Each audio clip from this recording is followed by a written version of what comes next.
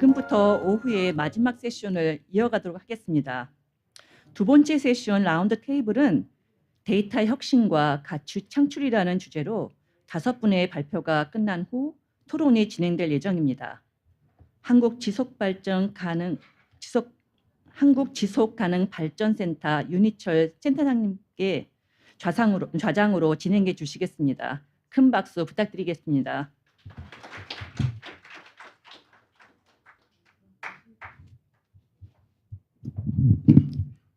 안녕하십니까. 오늘 포럼 세션 두 번째 세션의 좌장을 맡은 한국지속가능발전센터 윤희철입니다. 반갑습니다. 자, 5분이나 발제를 해야 됩니다. 다만 발표 시간은 12분으로 딱 정해져 있습니다. 압축해서 들어야 되는데 약간 지루하시더라도 방금 조금 쉬었으니까 즐거운 마음으로 한번 들어보겠습니다. 세션 2의 라운드 테이블 주제는 데이터 혁신과 가치 창출입니다. 너무 큰 주제로 생각되시지만 실제 통계가 일상에서 구현되는 것은 지방입니다. 그래서 사실 공간적으로 이 세션 두 번째 주제는 지역이라고 생각하시면 되겠습니다. 어떻게 SDG가 데이터를 통해서 지역화되고 있는지 그 현장을 볼 수 있다라고 생각하시면 되겠습니다. 네, 그래서 발표하실 분은 앞에 나오셔서 발표를 해주시고 시간 안에 해주시면 이어서 5분이 신속하게 발표가 끝난 다음에 전체 나와서 토론한 시간을 갖도록 하겠습니다. 그럼 먼저 지속가능발전 기본법 제정 이후에 새롭게 시작된 지방정부의 삶으로서 사실 굉장히 많은 어려움들이 고충들이 지방에서 펼쳐지고 있는데 그것을 그러면 SDG 데이터 모니터링 과정에서 지자체가 어떤 고민을 하고 있는지 이것을 주제로 전국지속가능발전협의회 박훈 지방정부협력실장님께서 발표를 해주시겠습니다. 앞으로 나와주십시오. 나오실 때 큰 박수 부탁드리겠습니다.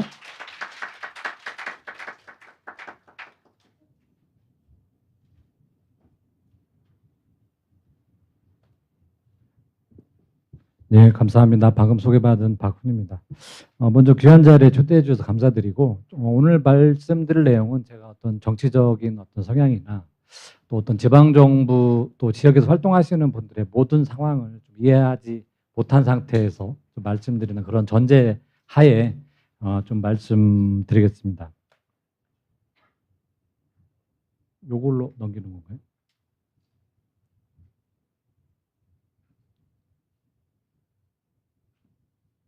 네, 이런 3가지 목차에 말씀드리고 실은 유엔에서도 이제 그 SDG 지방화에 대해서 많이 강조를 하고 있는데 2015년 초기에는 약간 이제 이 지방에서 SDG 추진하는 부분들을 어떤 국가의 하위적인 의제를 검토하는 단계나 아니면 지방 정부가 이런 목표를 이행하라는 수준에서 최근에는 좀 많은 변화가 있는데 특히 이제 지방 정부 권한과 책임을 강조하는 부분들 그리고 특히 이 과정에서 이제 협의라든지 특히 지역 수기 공론회장 이런 거를 운영하는 걸 굉장히 강조하고 있습니다. 이 과정에서 실은 이제 통계청이나 저희 같은 민간의 이제 협의체들은 어떤 정책 체인이라든지 어떤 정부의 교류 이런 부분에 중요한 역할을 하도록 이렇게 많이 규정하고 있고 지금 유엔에서 강조하고 있는 이제 이 프로세스 원칙에서도 첫 번째 이제 그 지역 분석과 진단 지방 정부가 가지고 있는 가장 어려운 점, 지역 활동의 가장 어려운 점은 여기서 1단계에서 바뀐다는 겁니다.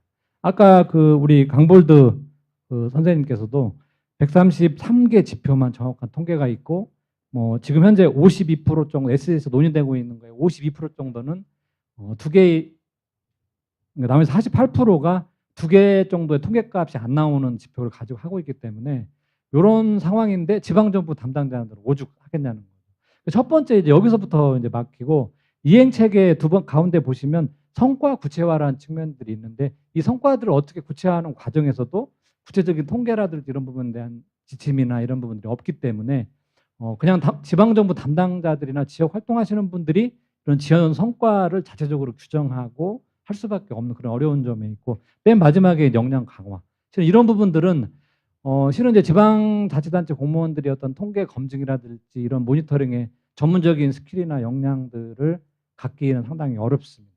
통계 전담 부서라든지 아니면 민간 활동 영역에서도 이런 전문 인력들이 결합하기 위해서는 비용이라든지 어떤 이런 것들이 계속 발생되기 때문에 많이 이런 어려운 점들이 있고 아까 오찬 때 이제 총장님께도 저희가 이런 모범적인 사례들을 한번 지방 정부, 뭐 통계청, 지방 통계청, 지역에 활동하시는 뭐 지속협이나 이런 분들하고 협력해서 좀 한두 군데로 만들어 보자 이런 제안도 좀 하셨는데 총장님께서도 좋은 생각이라고 좀 말씀을 하셨고 지금 굉장히 한국 사회에 필요한 일이라고 생각이 됩니다.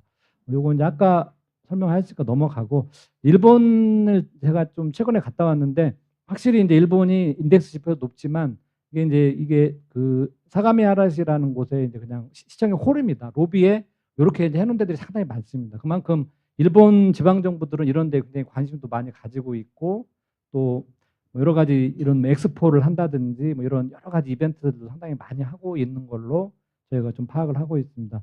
물론 이제 우리나라도 많이 하고 있는데 실은 이런 내용들 중에 조금 이제 의미 있게 봐야 될 부분들은 뭐 저희는 이제 아무래도 이런 지표가 여전히 성장 중심의 개발 중심의 이런 지표들이 이제 주를 이루고 좀 아까 굉장히 많은 분들이 얘기한 그런 주요한 지표들은 상당히 좀 서부적인 역할을 하는 지표를 이렇게 많이 취급하는데 여기 가보니까 일본 같은 경우는 이제 맨 밑에 보시면 뭐 장래 꿈과 목표가 있는 학생 수를 지금 뭐 76.9%인데 뭐 78.8% 올리겠다. 그러면 한국사에서는 에게 이거 뭐 1% 올리는 거 이런 걸 가지고 지표를 하냐. 근데 이 시에서는 굉장히 열심히 하는 지표로 지금 가고 있다는 거죠.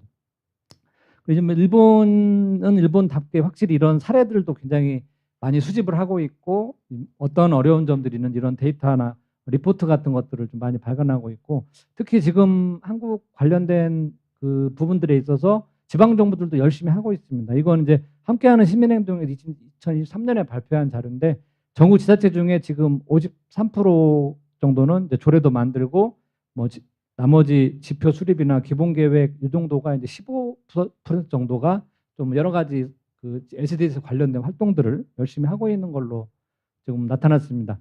지금 여기서 이제 좀 살펴봐야 될 건 아까 이제 김태형 교수님이 말씀하신 그 지방화의 그 어떤 정의가 뭐냐 합의되지 않았다.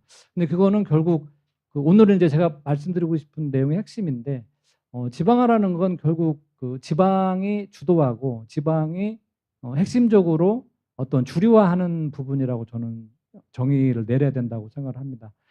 방금 그 보신 이 데이터에 우리나라 사회 전반적인 부분에 가로지고 있는 15대 85의 논리가 있습니다.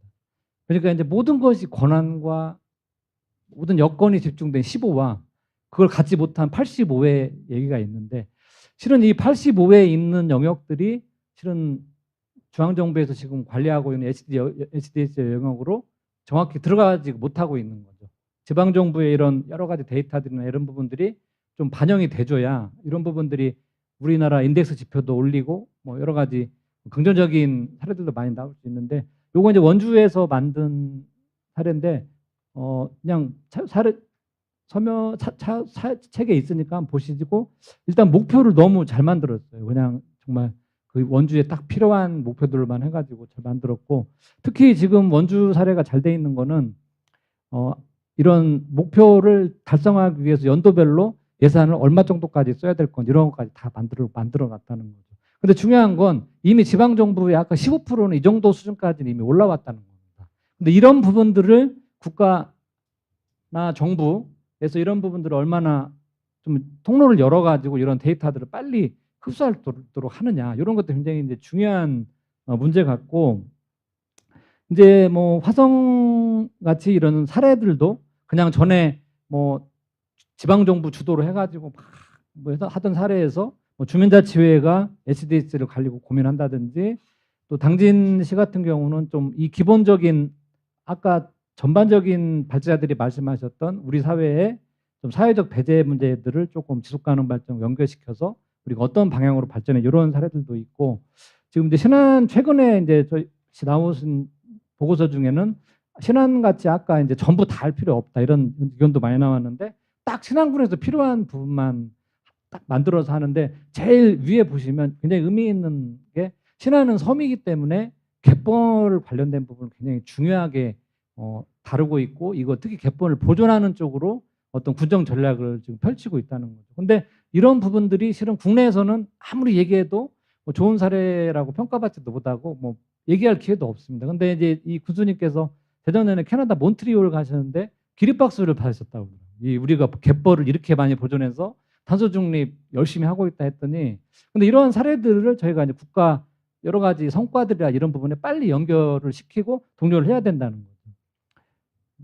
제가 12분밖에 안 된다고 그러죠. 빨리 했는데 좀 지방정부 어려운 부분점에 이런 부분들은 제가 이 한 페이지로 빨리 짧게 말씀드리겠습니다. 일단은 지금 현재 그 정책 리딩이 완전히 지금 없습니다. 이걸 좀 담당하고 계신 국조 땡땡실의 우리 담당 직원님께서 뵈시면 정말 좀 간곡히 호소드리고 싶습니다. 저희 지속가능 발전이 우리나라에 도입된 지가 올해 30주년이 됐습니다. 1994년에 안산이죠. 안산에서 푸른 상록 21이라는 보고서를 내는 시작해서 우리 사회의 민간 영역에서 시작해서 이미 그 30년 동안 지속가능 발전에 대한 이런 부분들이 쭉 유지돼 왔는데, 그렇다고 해서 물론 진보적인 정권에서 이게 잘 됐냐? 그러진 않았습니다.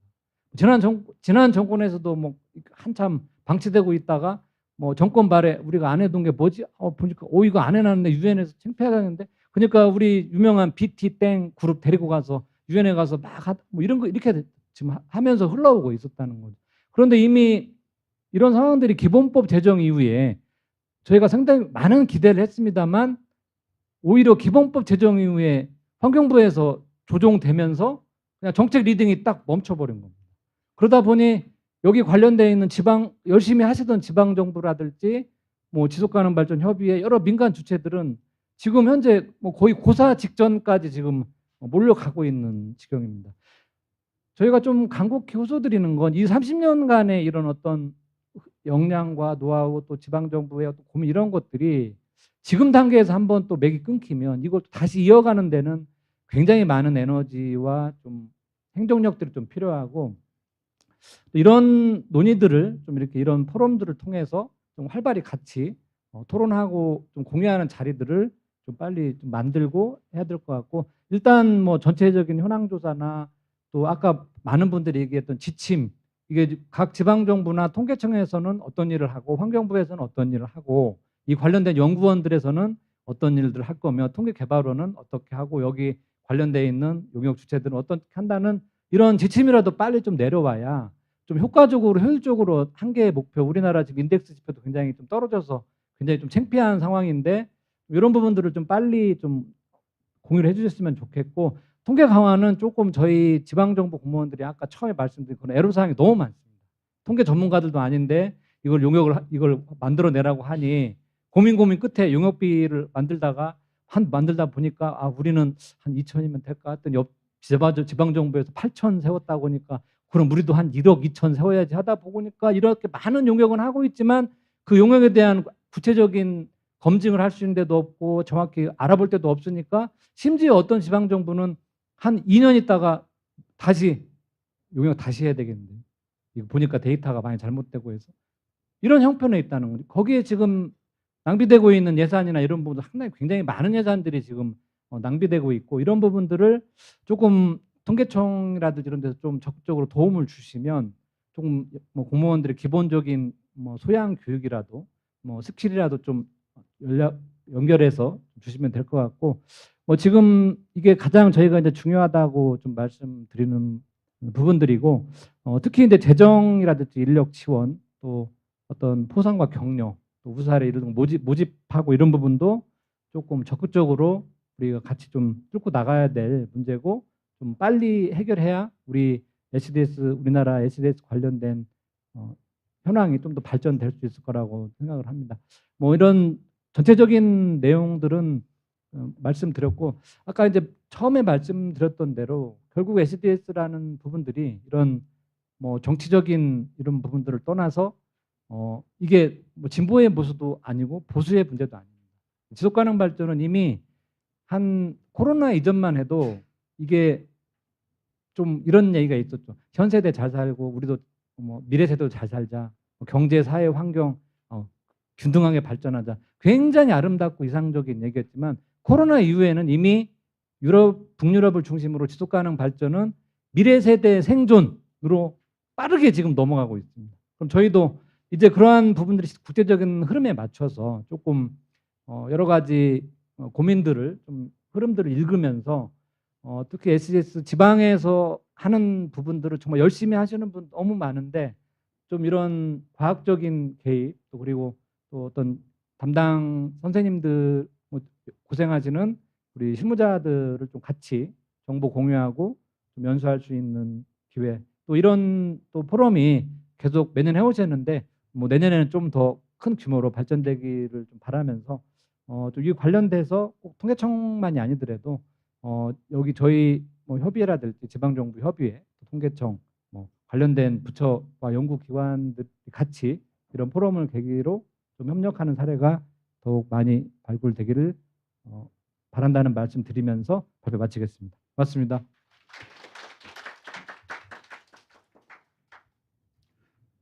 네, 마을에서 그리고 지역 그리고 지방 정부의 고충까지 전체를 다 아울러서 포괄적으로 얘기를 해주신 것 같습니다. 사실은 제가 개인적으로 실장님을 잘 알고 있는데 오늘처럼 이렇게 말씀을 빨리 하시는 건 처음 봤습니다. 네, 이어서 그러면 광역 시도의 사례를 한번 들어볼 건데요. 제가 그러니까 우리나라에서 SDG 정책에 있어서 지방 정부에서 가장 쌍두마차로 열심히 하는 지역 하면 서울과 충남을 들 수 있습니다. 제가 2017년에 충남도의 지속가능 발전 목표를 보고 깜짝 놀라면서 감동을 받았던 게 첫 번째 목표가 이거였습니다. IMF 이후 심화된 상대적 빈곤율을 해소한다. 지역화에 참 좋은 모델을 충남도에서 보여주고 있는데요. 그렇다면 충남 SDG 데이터 구축 및 평가 사례라는 주제로 충청남도 균형발전 정책과 조상현 균형정책팀장님께서 발표를 해주시겠습니다. 앞으로 나오실 때 큰 박수 부탁드리겠습니다.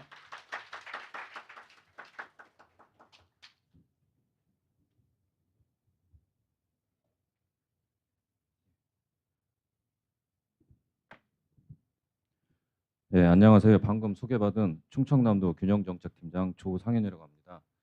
지난 5월 초순에 지속발전 우수 사례를 발표해달라는 부탁 말씀이 있었는데요. 상당히 고민이 많았습니다. 그 당시에 저희 부서로 업무가 이관된 지 일주일도 안 된 시점이기도 했고 저희 도가 어떤 우수 사례가 있는지 감도 안 오는 상태에서 이걸 해야 되는지 고민이 좀 많았는데요. 어쨌든 지금까지 나름 준비한 내용을 말씀드리려고 하니 좋게 봐주시면 감사하겠습니다. 그리고 추가로 제가 고향이 충청남도 예산이라서 백종원 선생님이랑 말투가 조금 비슷한 편이거든요. 그래서 좀 불편하시더라도 양해해 주시면 감사하겠습니다. 그럼 첫 번째 화면을 보시겠습니다. 네, 지속가능 발전이 한글과 한자 그리고 영어로 써져 있습니다. 지속가능 발전 제가 온라인 포털에서 정의를 찾아보았는데요. 어떤 상태가 끊이지 않고 오래 계속되거나 유지된다는 뜻으로 정의되었습니다. 유엔이나 우리나라의 SDG 지표를 처음 보았을 때 이 지표들이 계획과 같이 잘 추진되었다면 현재 탄소 중립이나 인구 소멸에 따른 국가 비상사태 선포 같은 일은 발생되지 않았겠다라는 생각이 들었습니다. 하지만 현실은 녹록지 않은 것 같습니다. 제가 이 자료를 준비하면서 2024 대한민국 SDG 이행 보고서를 찾아봤는데요. 거기에 통계청장님이 유엔의 SDG 2030 이행률이 15% 정도라고 밝히셨습니다. 예, 다음 화면을 보시겠습니다. 예, 저희 충남도 사례를 하나 들어보겠습니다. 충청남도는 2017년 12월에 SDGs 2030을 수립하면서 17개 전략과 62개 과제를 선정했습니다.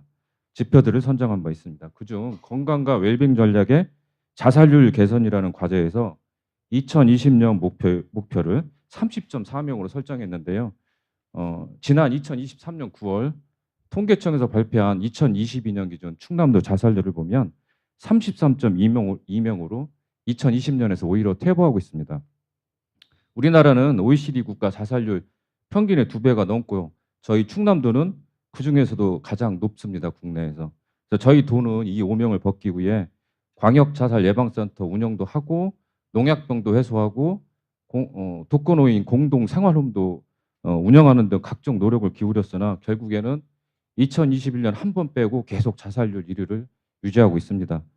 그래서 이런 사례들은 다른 일부 과제에서도 나타나고 있는데요. 저희 지자체 입장으로서는 성과가 금방 나타나지도 않고 추진도 어려운 이런 사업들을 좀 일종의 가성비가 떨어진다라고 생각을 하고 있습니다. 그런데 왜 충남도는 이 같은 정책을 다른 지역보다 빨리 추진했는지 한번 생각해 보았습니다. 예, 다음 화면을 보면 가장 위에는 단체장의 관심, 그리고 왼쪽에는 실무자의 역량, 오른쪽에는 민간 플랫폼의 역할이라고 적혀져 있습니다. 충남의 선도적인 SDG 추진의 가장 큰 요인이 무엇일까? 바로 단체장의 관심입니다. 우리도 SDG는 민선 5기와 6기 때 논의와 계획 수립, 체계 구축까지 이루어졌는데요. 무엇보다도 그 당시 도지사의 강력한 의지가 주요했다고 봅니다. 제가 이름은 말씀드리지 않겠습니다. 그 당시 2001년에 설립된 푸른 충남 21이라는 충남 민간 환경 연합단체와 협업하여 유엔의 SDG에 대한 고찰 그리고 지역 특성과 접목을 시도했습니다. 그리고 2014년 1월 어느 지역보다도 빠르게 저희 기획조정실 내에 지속가능 발전 담당관이 설치되고 거기에 우수한 인력이 배치되어 충청남도 SDGs 2030이 본격적으로 추진하게 됩니다. 여기서 여기 공무원들 혹시 계시면 공감하실 테지만 새로운 업무 솔직히 반기지도 않고 좋아하지도 않습니다. 근데 그 당시 도지사의 지속가능 발전 담당관이라는 담당 부서까지 만드는 의지가 직원들을 능동적으로 움직이게 했다는 평가를 받고 있습니다.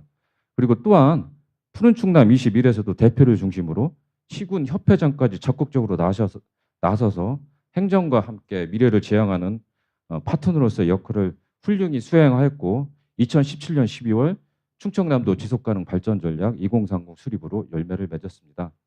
푸른 충남 21은 현재 2016년도에 지속가능 발전 협의회라고 명칭이 바뀌었는데요. 지금도 도와 SDG 파트너로서 활발히 활동 중입니다. 제가 지자체 공무원 생활을 25년 정도 했는데요. 어느 업무나 그 실무자 역량이 아주 크게 작용을 하고 있습니다. 그래서 그 당시 지속가능 발전 담당관이 만들어지면서 고시 출신 젊은 사무관을 실무자로 연속을 해서 배치를 했거든요. 그래서 저희 그분들의 역할이 결국은 SDG 업무가 저희 도 선도적으로 이루어졌다는 내부 평가를 받고 있습니다. 특히 그 지표 선정 그리고 기본 구상안 마련 그리고 도민 설문조사 목표와 연계된 세부과제 선정까지 어렵고 힘든 과정을 뛰어난 역량으로 잘 추진해냈다는 평가를 받고 있습니다. 그리고 더불어 푸른 충남 21이라는 민간 단체와의 원활한 소통 그리고 설명회, 공청회 등 각종 소통 창구도 SDG를 널리 알리는 홍보가 되었다고 생각합니다. 젊고 유능한 인재를 배치하고 혁신적으로 일할 수 있는 환경도 조성해서 그들이 가지고 있는 능력을 최대치로 이끌어냈다고 생각합니다.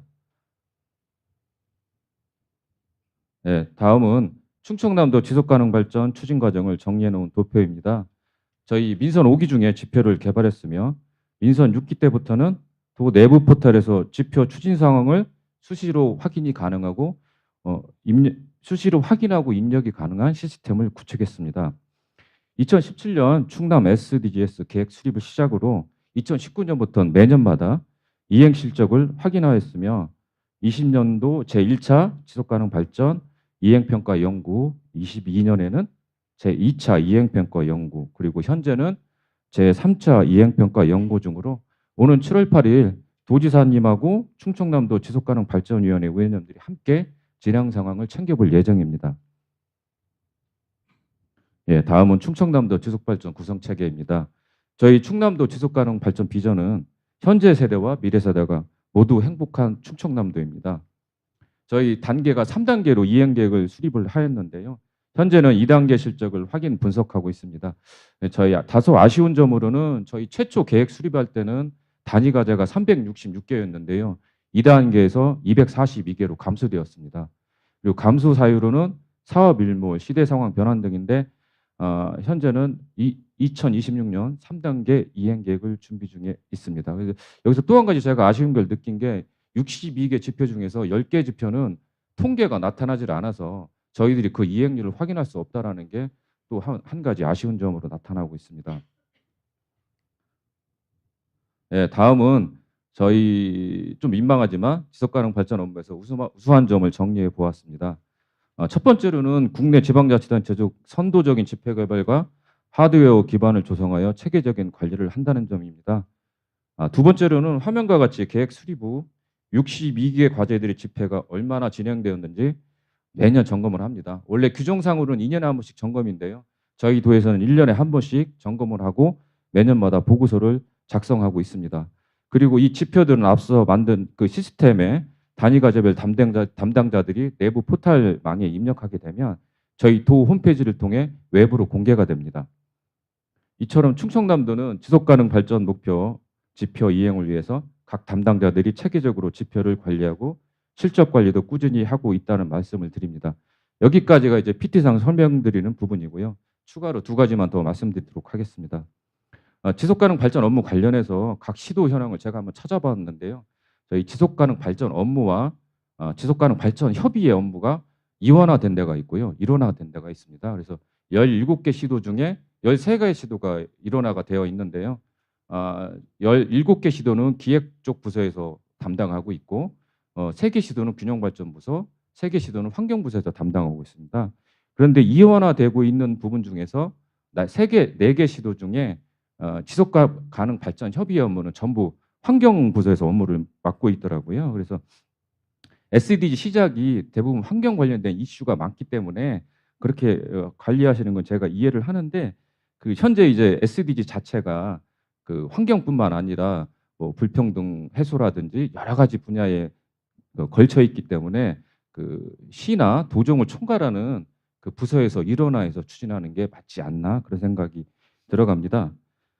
그리고 또 지속발전 가능 기본법이 2022년 개정되면서 중앙 부처가 환경부에서 공무조정실로 바뀌었거든요. 그래서 그 부분도 참고하시면 될 것 같습니다. 그리고 또 하나는 그 지속 가능 발전 업무에 대한 지속적인 관심입니다. 저희 도는 2014년에는 그 과 체제로 해서 조직이 생겼다가 2017년에는 지속 가능 발전 팀으로 조직이 축소가 되거든요. 그러면서 그 다음에 균형발전 담당관, 균형발전과, 인구활력과, 현재 균형발전 정책과 이렇게 계속 업무가 이관되는 상황이라서 솔직히 말씀드리면은 지금 체계적으로 관리가 되고 있다고 앞서서는 말씀을 드렸지만 그 지표별 입력이라든지 이런 부분들이 원활하지는 않은 게 현재 사실입니다. 그래서 이제 그 지금 현재 지방자치단체에서는 뭐 광역 행정 통합이라든지 저출생 대응이라든지 이런 당면 현안 때문에 SDG에 관심이 좀 많이 떨어진 게 사실인데요. 제가 생각하기는 SDG는 중장기 관점에서 우리와 미래 세대에게 꼭 필요한 정책이라고 생각됩니다. 그래서 저를 포함한 모든 분들의 SDG에 대한 지속적인 관심과 노력을 기대하며 이상으로 발표를 마치도록 하겠습니다. 감사합니다.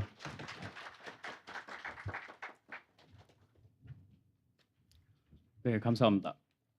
네, 이어서 그러면 앞서 충남 사례를 들었는데요. 이번에는 서울 이야기를 좀 들어보도록 하겠습니다.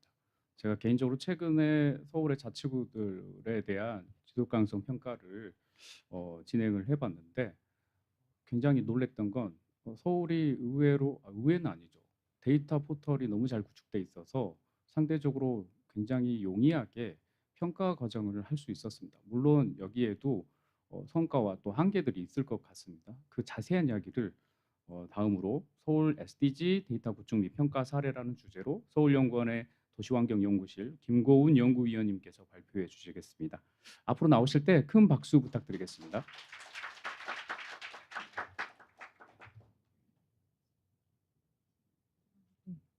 안녕하세요. 서울연구원에서 일하고 있는 김고은이라고 합니다.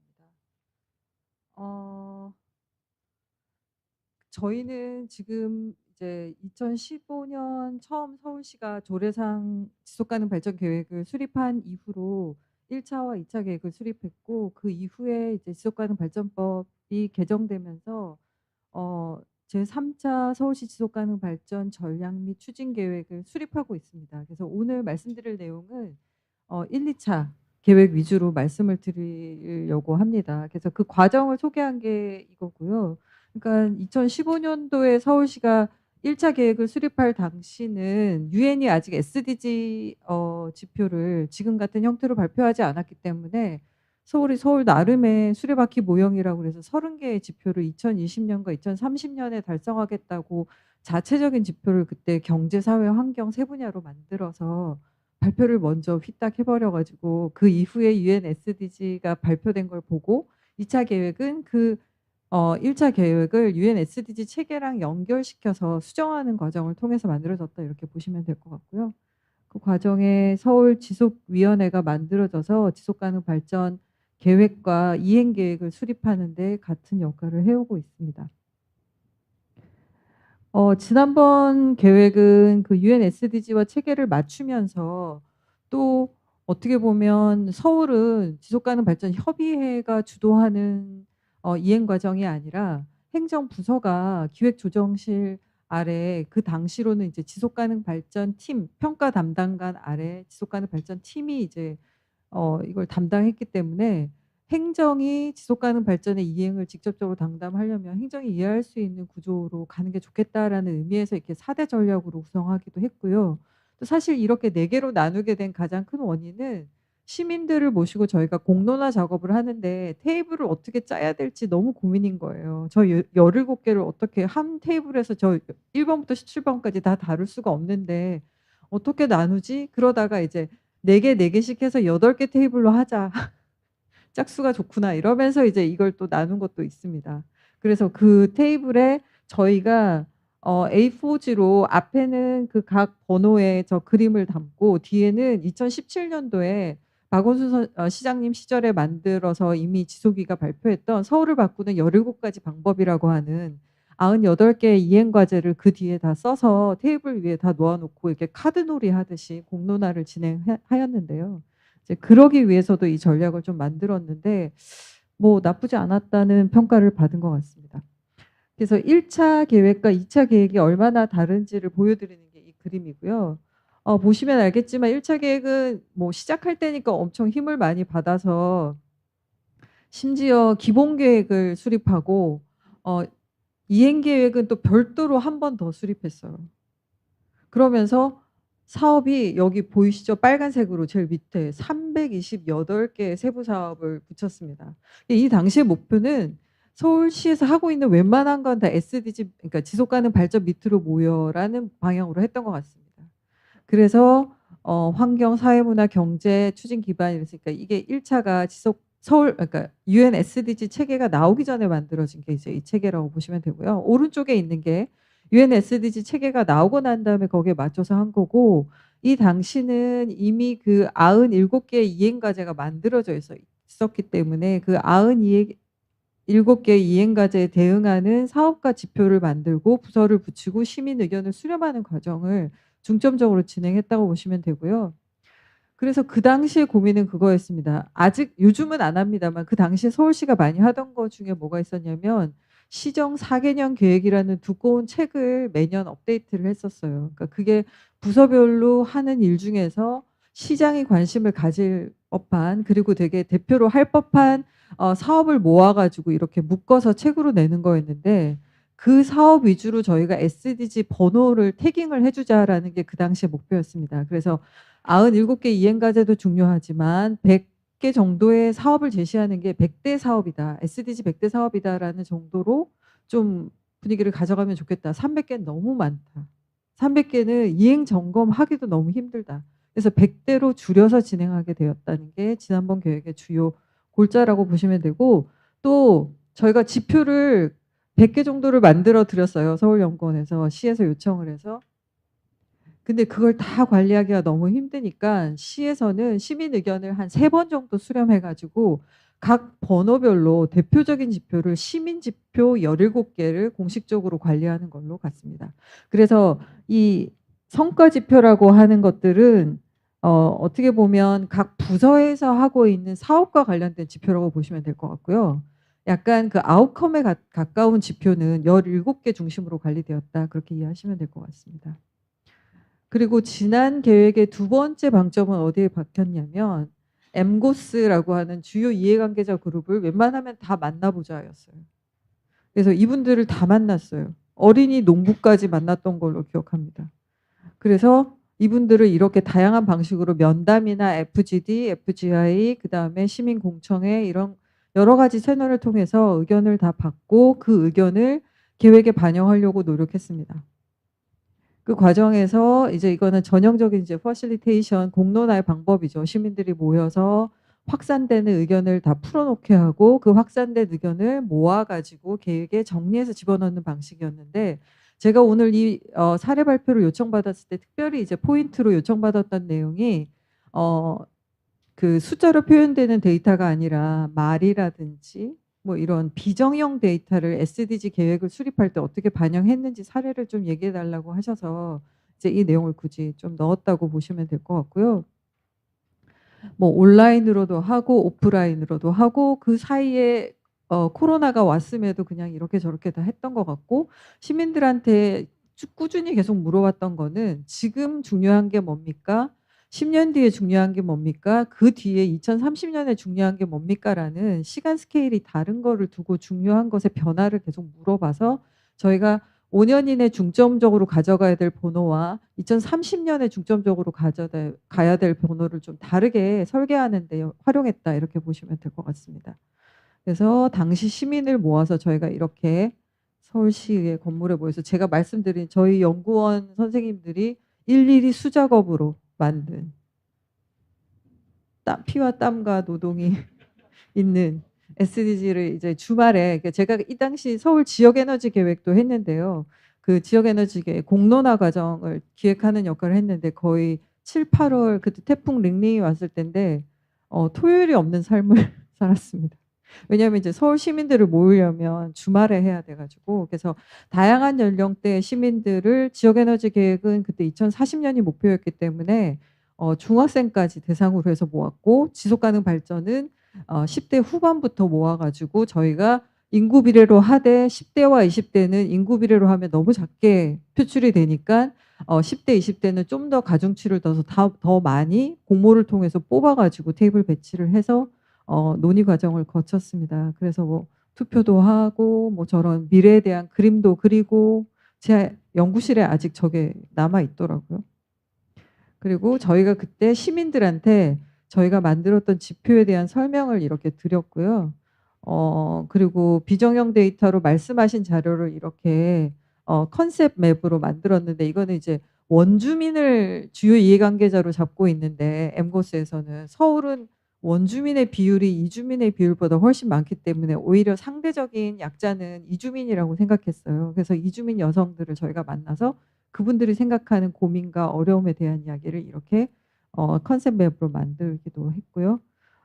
그래서 비정형 데이터를 어떻게 활용했느냐, 시민 의견을 SDG 어떻게 반영했느냐의 여러 가지 채널을 여러분들이 보고 계십니다. 그래서 연도별로 다르게 우선순위를 찍어보라고 말씀드렸던 것도 있고, 그리고 이런 그 그림 표시는 시민들한테 SDG를 설명할 때 되게 유용하다고 저희는 판단했어요. 왜냐면 SDG가 너무 복잡하고 많기 때문에 그걸 한눈에 보고 설명하기에는 이런 신호등 모델 같은 게 되게 유용한 것 같았습니다. 그래서 웬만한 지표는 이렇게 신호등으로. 근데 여러분 보시죠. 회색이 엄청 많아요. 표현 불가능한 데이터들이 엄청 많았습니다. 그 당시에.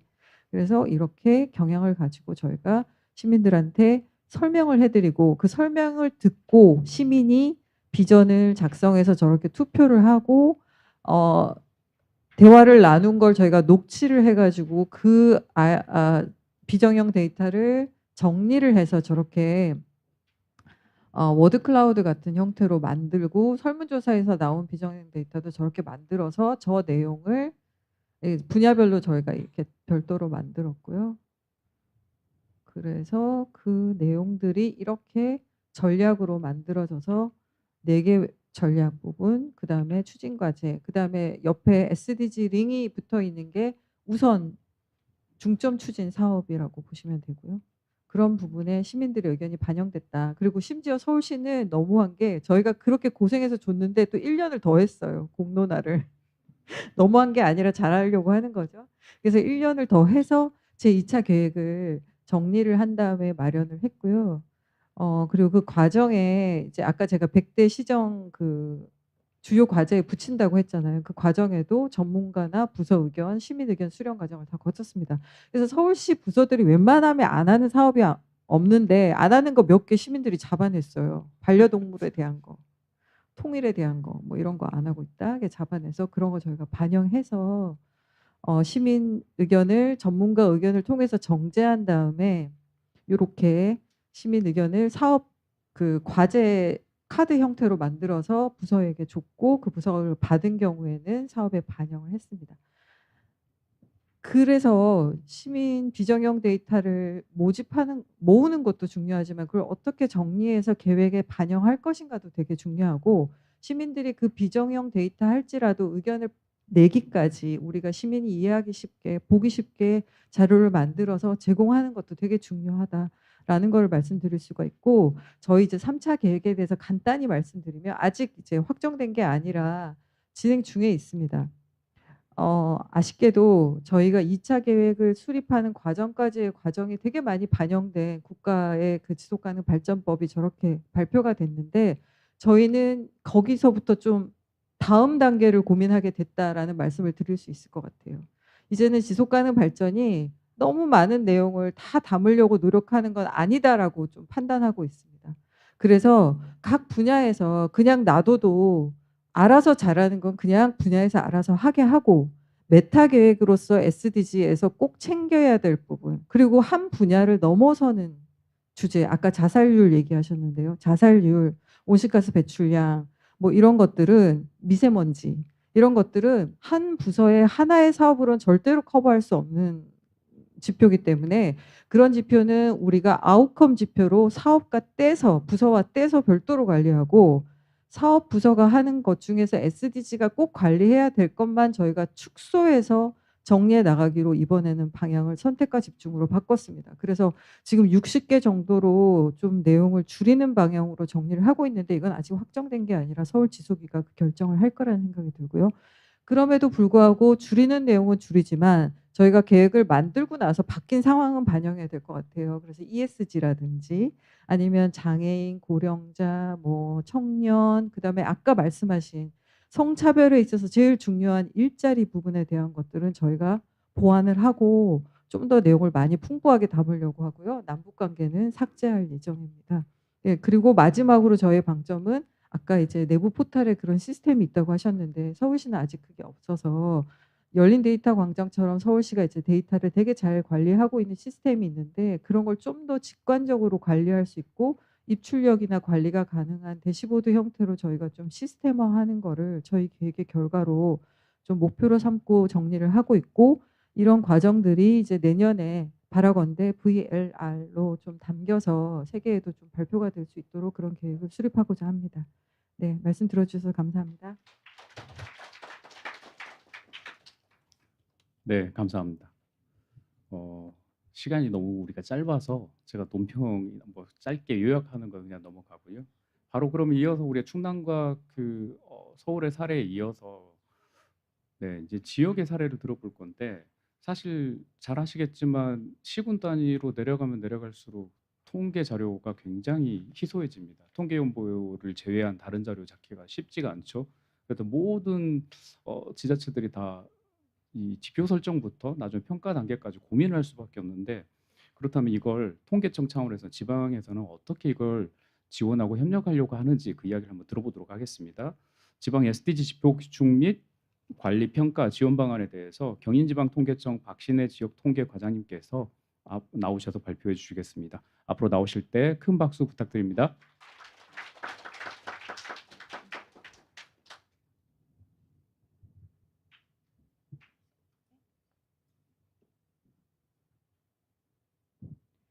네, 안녕하세요. 시간이 굉장히 많이 흘러서 지금 벌써 보니까 5시를 향해 가고 있습니다. 그래서 저에게 주어진 시간은 10분여니까 제가 간단 명료하게 발표해 드리도록 하겠습니다. 예, 저는 방금 소개받은 경인지방통계청 지역통계과장 박신혜이고요. 제가 이 주제를 발표를 제의받았을 때 사실 제가 걱정했던 거는, 지금 저희 각 5개 지방청이 있는데 지방청에서 이제 개발원에서는 그런 SDG 업무를 하고 있지만 각 지방청에서 어떤 지방 SDG 지표를 위한 그런 역할이나 이런 걸 아직 공식적으로 수행하고 있지는 않습니다.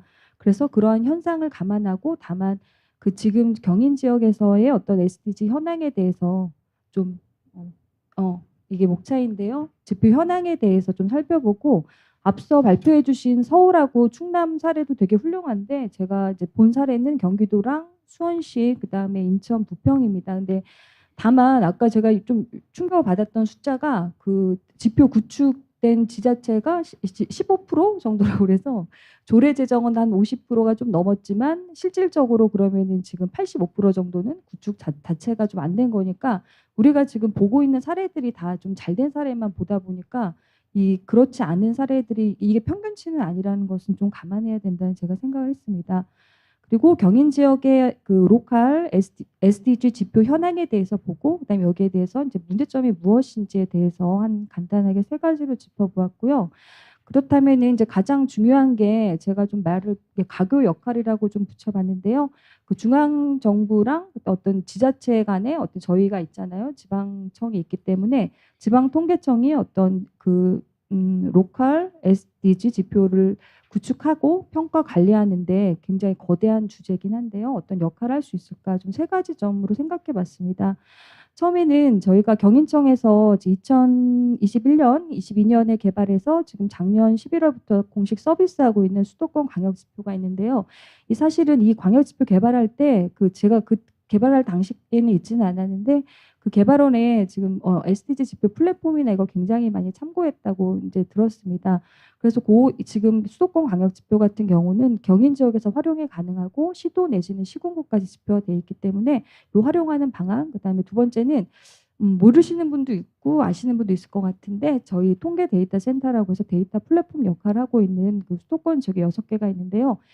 이거 발표 자료를 만들다 보니까 지금 미작성되고 있는 통계 중에서 지표 중에서 SDC로 가능한 지표들이 여럿이 보이더라고요. 그래서 그런 것 정도를 작성 지원이 가능하지 않을까. 그다음에 저희가 지역통계 개선 개발에 관한 수요 조사를 항상 하기 때문에 지금 그 지자체 중에서 지표 구축에 어려움을 갖는 지자체들이 저희 그러니까 각각 관할 그 지방청 쪽으로 뭐 컨설팅이나 통계 대행이나 기술 지원 관련해서 SDC 관련된 과제를 제출해 주시면은 그 다음 익년도에 좀 수행하는 방안 이렇게 세 가지로 지원 방안을 살펴봤습니다. 그 오늘의 주제는 저는 이제 개발원에 오랫동안 있었기 때문에 제가 SDG 업무를 직접 하진 않았지만 이제 옆 파트에서 열심히 할 때 이렇게 어깨 너머로 좀 많이 봤습니다. 뭐 해서 이제 처음에 구축할 때 되게 고생 많이 했는데요. 다 아시다시피 세분화 중에서 지금 성 연령은 기본적으로 되는데 지역이 가장 좀 난관인 것 같습니다.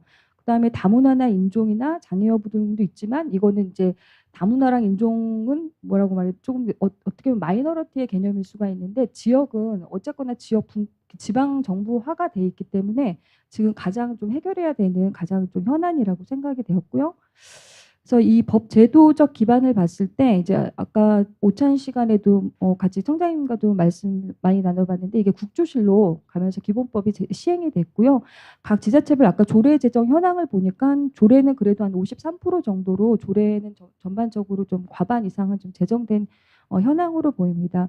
그래서 제가 이 자료 준비하면서 SDG 지방화를 강조하고 있는 그 작성 원칙에 대해서 살펴봤는데 여기는 이제 다 SDG 전문가시라서 아실 것 같은데 여기서 이제 세 번째 보시면 SDG 목표 간 연계입니다. 그래서 옆에 그 제시된 거는 종로구의 사례인데 여기 하나의 이제 목표가 그 하나가 아닌 그 여러 가지 연계 사업으로 인해서 이렇게 작성 원칙이 연계가 돼야 되고 또 각 지자체마다 갖고 있는 중장기 계획들과도 잘 연계가 돼야 된다. 그리고 참여형 방식도 뭐 서울시나 다 우수사례에서 얘기했듯이 시민들이 아주 적극적으로 참여하거나 그 민관학 협력을 해서 거버넌스 구축하는 그런 원칙들이 대부분 성공 사례에서는 이런 원칙들은 되게 준용되고 있다고 좀 판단이 됩니다. 근데 다만 이제 그 지자체 간에 굉장히 격차가 이제 발생하고 이번에서도 이게 또 잘 된 사례가 있지만 되게 힘들어 사례에 대해서 첫 발표에서 좀 해주셨는데 그런 좀 구체적인 문제점에 대해서 조금 제가 더 들을 수 있었으면 했는데 그래서 이제 이 격차를 어떻게 극복할 것인가가 앞으로 현황이 될 것 같습니다. 제가 살펴본 이제 간단하게 넘어갈 텐데요. 이제 경기도의 사례인데 여기서는 목표는 똑같이 17개로 했는데 그 지표수 자체는 지금 전체 KSDG가 200개가 좀 넘는데 이게 그 광역이든 지자체로 가든 목표 지표 세부 지표 자체가 적어진다는 것을 알 수 있습니다. 또 경기도의 특성이 있는데 여기서는 좀 공동체 주민생활 이런 쪽을 강조하는 것 같고요. 나름의 그 지역의 특수성을 반영해서 이 SDG 지표들을 잘 설정하고 있습니다. 다음에 제가 수원시 사례를 좀 재밌게 봤습니다. 수원시 사례 같은 경우는 보통 17개 목표를 좀 준용하기도 하고 그렇지도 않기도 하는데 이제 10개의 목표를 좀 줄였더라고요. 줄이고 목표도 줄이고 거기에 맞춰서 이렇게 좀 재조합을 잘했고요. 전반적으로 아까 그 광역보다는 그 세부 지표 자체가 111개 정도 지표로 지표수 자체가 이제 경기도보다 좀 작아진 것을 알 수 있습니다.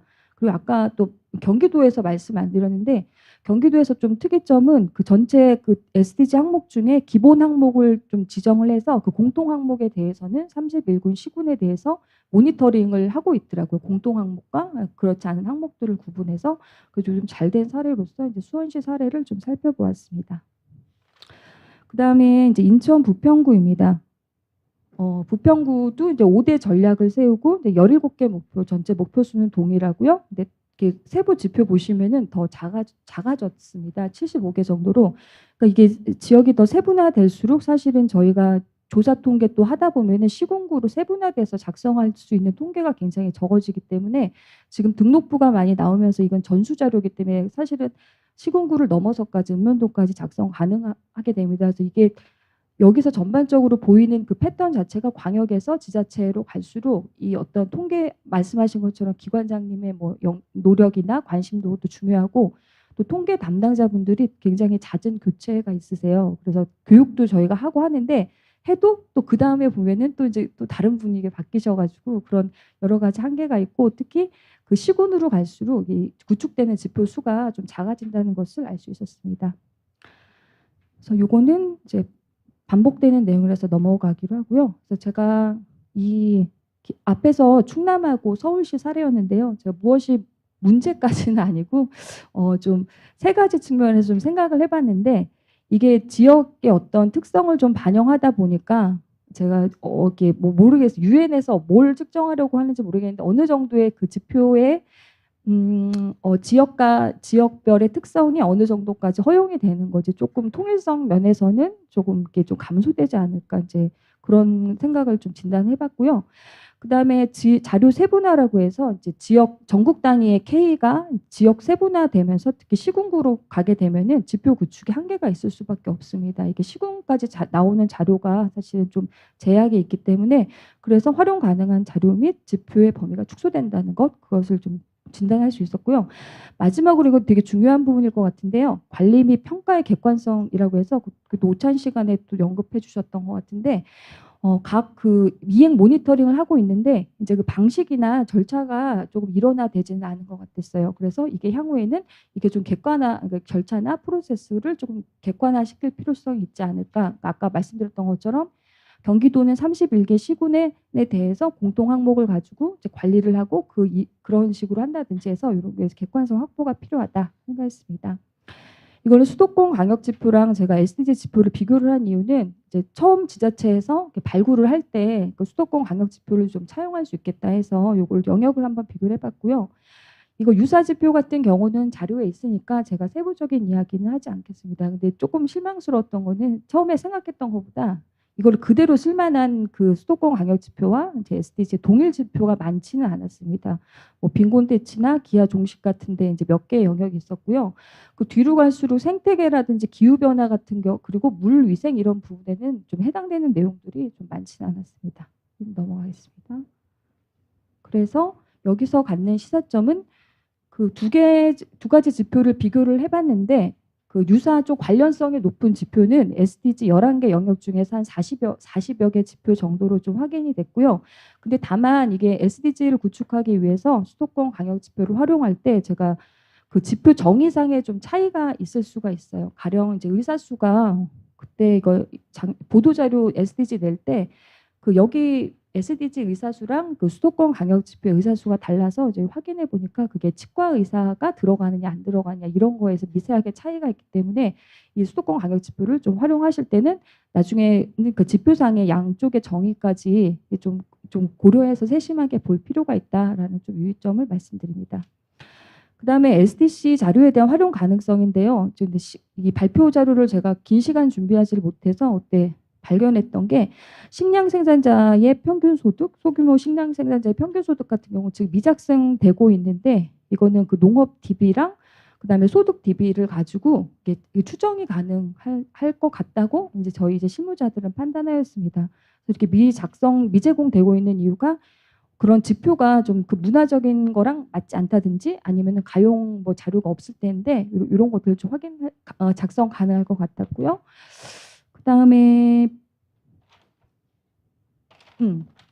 그다음에 한 2개 정도의 또 지표가 지금 미작성되고 있었는데 도로 2km 반경 내 거주하고 있는 시골 인구 같은 경우는 인구 통계 등록부랑 그다음 도로 정보를 SGI에서 좌표 정보 받는 과정이 필요하긴 한데 QGIS로 결합을 하면은 이 지표도 좀 작성 가능할 것 같았고요. 그리고 등록부 자료들은 다 시군구까지 가능하기 때문에 이게 이제 혹시 SDC 센터를 방문하시게 된다면은 이 자료 작성이나 이런 방법에 대해서는 저희가 지원을 좀 가능할 거라는 생각했습니다. 마지막으로 부채나 대출 한도가 있는 소규모 산업 비율인데 이것도 기업통계 등록부랑 신용 DB가 SDC에 있기 때문에 2가지 정보를 결합을 해서 이것도 지표를 좀 작성은 가능하지 않을까라고 좀 검토를 해봤습니다. 마지막으로 저희 지방통계청에서 할 수 있는 거는 서두에 목차에서도 말씀드렸듯이 통계 개선, 지역 통계 개선 개발이나 어떤 뭐 일정 부분 컨설팅에 대한 저희가 수요 조사를 받고 있는데요. 그거는 각 지방청마다 시기는 다른데 경인청은 좀 6월 말까지 받고 뭐 다른 충청이나 이런 7월, 8월까지 그 다음 연도에 된 그 수요를 받고 있습니다. 그래서 지금 되게 지자체에서 답답하신 부분들이 많으실 것 같은데 SDG를 지역에서 어떻게 구축해야 되는지 아니면은 하고 있는데 관리 평가 방안을 어떻게 해야 될지에 대해서 그럼 뭐 컨설팅이나 기술 지원 같은 거 수요를 제출하시면은 저희가 이제 그 내용에 대해서 검토를 하고 협의를 거쳐서 좀 지원하는 방법으로 이렇게 해서 저희 지방 통계청 역할에 대해서 제가 좀 저희 경희청에서 좀 고민해봤습니다. 발표 기회 주셔서 너무 감사하고요. 많은 내용을 좀 얘기하다 보니까 좀 부서가 없었는데 이해가 안 되시는 부분은 발표 자료를 좀 참고해 주시면 감사하겠습니다. 네, 발표 들어주셔서 감사합니다.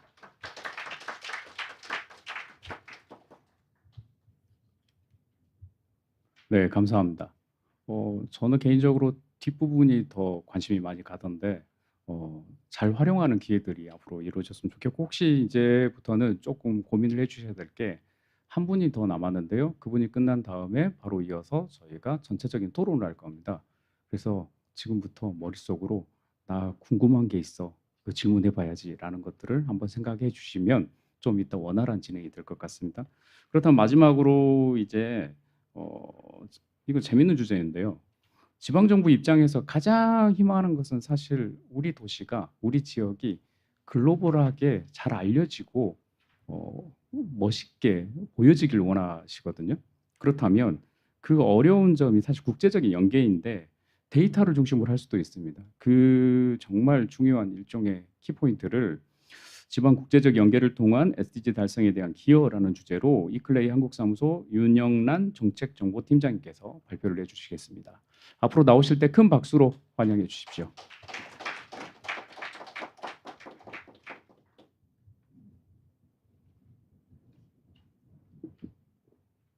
네, 안녕하세요. 소개받은 이클레이 한국사무소에서 일하고 있는 윤영란입니다. 제가 발표하기 직전에 앞으로 질문할 것들을 생각해봐라 라고 말씀을 하셔가지고 굉장히 부담스러운데 마지막 발표이기도 하고 앞서서 서울이나 충남, 그다음에 경인 지역에서 어떤 지표 설정이 어려워요. 데이터 수집, 그다음에 분석 과정이 굉장히 힘들었어요 라는 말씀을 많이 해주셨죠. 그런데 이런 어려운 현실에도 불구하고 데이터를 모아서 그것을 분석하고 보고서를 낸 지방 정부들이 있습니다. 그런데 그 보고서가 심지어 영문이에요. 그래서 저는 SDG가 국제사회의 어떤 약속이기 때문에 지방 정부를 국제사회와 데이터를 통해서 연결할 수 있는 VLR에 대해서 오늘 소개를 해보려고 합니다. VLR은 다 잘 아실 것처럼 아시다시피 Voluntary Local Review라고 하고 앞글자를 따서 VLR이라고 줄여서 부르고 있고 우리나라 말로는 자발적 지역 검토 보고서라고 알려져 있죠. 이 VLR의 출발은 2015년 제70차 UN 총회에서 지속가능 발전을 위한 2030 아젠다 채택이 되면서 시작이 됩니다. 이 아젠다를 좀 잘 살펴보면 결의안에 어떤 내용이 있냐면 아젠다 79항을 보면 국가와 지역 차원의 포괄적인 이행 성과 검토를 실시할 것을 권고한다는 내용이 있습니다. 그리고 80항에 보면 이 검토 후에 후속 조치를 해야 한다는 내용을 담아서 국가뿐만 아니라 지방정부도 데이터를 수집하고 분석해서 보고서를 쓰고 그다음에 그 보고서를 통해서 나온 그 내용을 기반으로 해서 향후 어떻게 지속가능 발전을 추진할 것인지 환류를 하는 시스템을 만들어나는 것을 명확하게 하고 있습니다. 그래서 VLR을 본격적으로 알아보기 전에 VNR에 대해서 먼저 살펴보고 가겠습니다. VNR은 VLR과 달리 중간 글자가 살짝 바뀌었죠. National Review라고 해서 자발적 국가 검토 보고서입니다. 국가가 지속가능 발전 목표를 위해서 우리가 어떤 정책을 펴고 있고 이 정책이 어떻게 이행이 되고 있고 결과는 어땠고 부족한 부분은 어떻고 앞으로 어떻게 할 것이다 라는 내용을 담고 있는 것이고요. 현재까지 총 329건의 VNR이 발간이 되었습니다. 아까 말씀하셨던 것처럼 우리나라에서도 2016년에 한번 VNR을 작성을 한 바가 있습니다. 이 지속가능 발전 목표가 국가 정상들이 모여서 세운 목표이기 때문에 처음에는 굉장히 국가 중심으로 돌아가는 그런 분위기가 형성이 됐지만 시간이 갈수록 국제사회에서 지방정부의 역할이 중요해지고 있습니다. 그것을 사진 몇 개를 보면서 살짝 살펴볼 건데 이 SDG가 2015년에 채택이 되었지만 이제 시간이 지나면서 이것이 성공을 하려면 지방 정부의 협력이 필요하겠다라는 생각이 이제 확산이 되기 시작합니다. 그래서 UN 기후변화 협약 당사국 총회가 매년 열리고 있는데 작년 COP28부터 지방 정부 기후행동 정상회의가 공식적인 행사로 개최가 되기 시작합니다. 그 전에도 물론 그 지방 정부 정상들이 만나는 자리가 있었지만 공식 행사는 아니었어요. 그런데 작년부터 두바이에서부터 굉장히 크게 사진에서 보시는 것처럼 지방정부 정상들이 모이는 자리가 마련이 되기 시작했고요. 그 다음에 2년에 한 번씩 열리는 생물다양성 협약 당사국 총회. 이것도 역시 국가 정상들이 모여서 논의를 하고 협력할 것을 계획하고 이랬던 것들이 생물다양성 세계지방정부 정상회의라는 이름으로 개최가 되기 시작했습니다. 재작년까지 제7차를 이제 개최를 했고요. 올해 그 8차가 지방정부 정상회의가 개최가 되는데 이 생물다양성 협약 당사국 총회에서도 이전에는 비공식적으로 열렸던 것이 공식 행사에 포함이 돼서 지방정부 트랙이 마련이 될 예정입니다. 그 다음에 2019년에 우리나라에서 G20 열린 적이 있죠. 그런데 예전에는 G20 하면은 국가 정상들이 모여서 어떤 세계 경제라든지 금융 대책을 마련했던 것과 달리 이제 2018년부터는 도시 정상들도 모여서 논의를 시작합니다. 그래서 얼번의 앞글자를 따서 U20이라는 그런 협의체가 구성이 되고 이 U20에서는 주요 도시 대표들이 만나서 의견을 모은 다음에 이것을 다음에 열리는 G20에 전달을 하는 그런 역할을 하고 있습니다. 그래서 지금까지 국제사회 분위기가 어떻게 변해왔는지 사진을 통해서 보셨는데요. 그러면 VLR에 대해서 본격적으로 한번 살펴보도록 하겠습니다. VLR 보고서는 왜 필요한가 하면은 이 SDGs라는 그 국제사회의 목표가 비록 국가 정상들이 모여서 합의한 내용이기는 하지만 시간이 갈수록 깨달은 것은 지방정부가 시민들과 가장 가까이 있고 그리고 지역에서의 문제점을 찾아내고 이행 방안도 함께 논의하고 실질적으로 그것을 추진해 나가는 힘이 있는 주체다라는 그런 의견들이 모아지기 시작하죠. 그래서 VLR이 굉장히 중요하게 부각이 되기 시작하고요. 이 VLR을 작성하면은 지방정부가 얻게 되는 이점이 있습니다. 이점은 그 보고서를 작성하는 과정에서 데이터가 축적이 되고요. 그 다음에 다양한 이해관계자들, 학계, 기업, 시민들 이런 사람들의 목소리를 정책에 반영을 하는 기회를 얻게 됩니다. 그 다음에 이런 과정을 통해서 사람들이 조금 더 지역에 대해서 주인 의식을 가지게 되고 그렇기 때문에 정책이 앞으로 조금 더 효율적이고 일관성 있게 추진되는 그런 동력을 얻게 됩니다.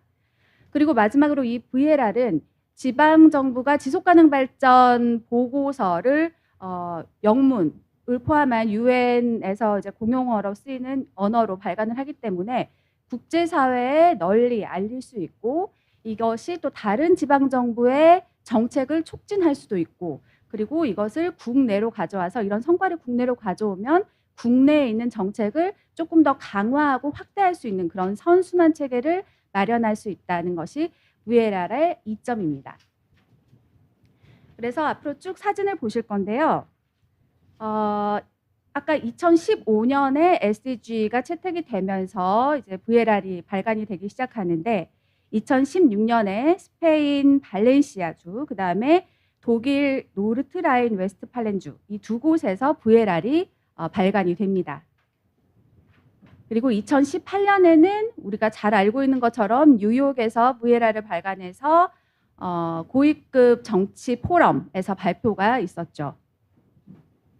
그래서 VLR 현황을 간단하게 그래프로 살펴보면 방금 앞에서 본 것처럼 2016년에 2건으로 시작해서 매해 증가 추세를 보이는 것을 알 수 있습니다. 그래서 지금 이게 UN 사이트에서 찾은 가장 최근의 그래프인데 작년과 재작년께 아직 반영이 안 됐더라고요. 그래서 작년과 재작년 자료를 찾아봤더니 UN 헤비타트에 각각 31건씩 등재가 되어 있는 것을 확인할 수 있었습니다. 그리고 다음에는 대륙별 VLR 발간 현황입니다. 아무래도 데이터를 기반으로 해서 만들어지는 보고서이기 때문에 유럽이나 아메리카 지역에서 많이 발간을 하고 있는 것을 볼 수 있고요. 그 뒤를 이어서 아시아 태평양 지역 또 열심히 VLR을 발간하고 있습니다. 이 도표를 보면 중동 국가가 빠져 있는 것을 볼 수 있어요. 그런데 중동 국가도 최근에 VLR을 발간을 했습니다. 2022년에 요르단 암만시 그리고 2023년에 사우디 알마디나주에서 VLR을 발간하면서 전 세계에 있는 모든 대륙에서 VLR 발간에 적극적으로 참여를 하고 있다라고 이해를 하시면 되겠습니다. 그 다음에 소득별 VLR 발간 현황입니다. 이 VLR 발간을 하기 위해서는 일단 보고서 발간을 하기 위해서는 데이터 수집, 분석 이런 과정에 재정이 투입이 돼야 되고 인력이 투입이 돼야 되기 때문에 당연히 고소득국 국가 위주로 고소득국 내에 속해 있는 도시들 위주로 VLR이 발간이 되고 있습니다. 하지만 굉장히 작은 숫자이긴 하지만 하위 중소득국 또 저소득국에서도 VLR을 발간을 하고 있는 것을 확인할 수 있습니다. 그다음에 지방정부 형태별로 살펴보면 도시에서 압도적으로 많은 VLR을 발간하고 있습니다. 우리가 도시의 전 세계 인구의 56%가 거주를 하고 있는 것을 감안을 할 때 굉장히 긍정적으로 평가가 되는 부분이죠. 많은 수의 인구를 반영할 수 있는 그런 보고서가 발간되고 있다라고 할 수 있겠습니다. 지금 보시는 거는 해외 도시에서 발간한 VLR 보고서들이고요. 이것은 우리나라에서 발간한 VLR 보고서입니다. 우리나라 전 지자체 수가 243개인데 4곳에서 발간을 했어요. 아까 그 박군 실장님께서 발표하신 내용 중에 지속가능 발전 보고서가 15% 전 지역의 15%에서 발간이 되고 있다고 하셨는데 그것은 국문에 한하는 것이고 이걸 이제 전 세계로 확산하는 그 수치를 살펴보면 확연히 줄어드는 것을 볼 수 있습니다. 그래서 VLR 보고서를 발간한 곳은 당진시, 서대문구, 수원특례시, 신안군 이렇게 있는데 이 중에서 특히 수원특례시 같은 경우는 2018년부터 2년 간격으로 2018년, 2020년, 2022년에 3차례 VLR 보고서를 발간을 한 경험이 있습니다. 그래서 이 VLR을 발간해서 어디다가 홍보를 할 수 있느냐 한번 보면은 UN 헤비타트에서 이렇게 제가 일부러 우리나라 것을 좀 솔팅을 해와 봤는데 방금 말씀드린 그 4곳 지방정부에서 총 6건의 VLR을 발간을 한 것을 확인할 수 있죠. 그 다음에 UN 헤비타트뿐만 아니라 로컬 2030이라는 그 지자체를 중심으로 다루는 UN 기관에서도 확인을 할 수 있고 IGS라는 국제환경전략연구소에서도 VLR을 확인할 수 있습니다. 지금까지 쭉 VLR 현황에 대해서 한번 살펴봤는데 이 포럼에서 이 데이터와 지방정부, 그다음에 국제사회 이것을 연결을 하기 위해서 좀 자료를 찾아봤더니 최근에 UN 해비타트나 IGAS에서 최근 3년 동안 VLR 분석을 한 보고서를 중심으로 제가 조금 정리를 해봤어요. 그래서 그 보고서들에서 중점적으로 또 공통적으로 지적을 하고 있는 부분들이 있어서 정리를 해봤습니다. 첫 번째는 가이드라인에 관한 것입니다. 아까 처음에 살펴봤던 VNR 같은 경우에는 이제 국가 차원에서 보고를 할 때 이렇게 해라라는 가이드라인이 있습니다. 공식적인 가이드라인이고 2015년에 UN 사무총장을 중심으로 해서 만들어진 가이드라인이기 때문에 국가들이 보고서를 작성을 할 때 그 가이드라인을 따라서 하면은 서로 비교도 할 수 있고 할 수 있게 굉장히 가이드라인이 잘 되어 있습니다. 그런데 VLR에도 가이드라인이 있어요. 여기 살펴보면 UNESCAP에서 발간한 가이드라인, 그다음에 UN 대사, UN 사회경제처에서 발간한 가이드라인, 그다음에 UCLG와 UN 해비타트가 VLR 가이드라인을 시리즈로 2020년, 2021년에 발간을 했는데 첫 번째 것은 가장 기본이 되는 데이터 수집 방법, 분석 방법 이런 것들을 다룬 것들이고 두 번째는 이 VLR을 VNR과 그러니까 지방과 국가를 어떻게 연결을 해서 국제사회 목표에 기여를 할 수 있는지 이 세 개가 어떻게 연결을 해서 그 목표를 달성할 수 있는지에 대한 내용을 담은 보고서입니다. 그 다음에 계속해서 VLR 가이드라인 보고 계시는데요. UNEC라고 유럽 경제위원회에서 유럽 지역을 대상으로 만든 가이드라인이 있고 그 옆에는 아프리카 경제위원회에서 만든 아프리카 지역을 대상으로 하는 가이드라인이 있습니다. 이렇게 많은 가이드라인이 있는데 문제가 뭐냐면 이 중에서 단 하나도 공식적인 것이 없다는 것입니다. 물론 유엔 기관에서 펴낸 것이긴 하지만 아까 VNR에서 살펴봤던 것처럼 사무총장이 중심이 돼서 공식적으로 가이드라인을 펴낸 적은 없다. 이것이 VLR 가이드라인의 가장 큰 문제점이고 여기서 보시는 것처럼 유엔 기관 외에도 여러 기관에서 제가 속해 있는 이클레이 한국사무소에서도 너무 안타깝게 그 VLR 가이드라인이 국문이 없어서 작년에 펴냈는데 이 가이드라인이 너무 많지만 이 중에 공식적인 것은 없다. 이것이 첫 번째 문제고요. 두 번째는 관리기관이 없습니다. 그래서 지방정부가 어떤 질이 낮은 데이터를 쓰고 그것을 분석을 어떻게 했는지 모르지만 어쨌든 VLR로 등재를 하는 경우가 있어요. 그래서 관리기관이 없다는 것. 그리고 VLR 관련해서 세 번째 문제점은 평가 시스템이 없다는 것입니다.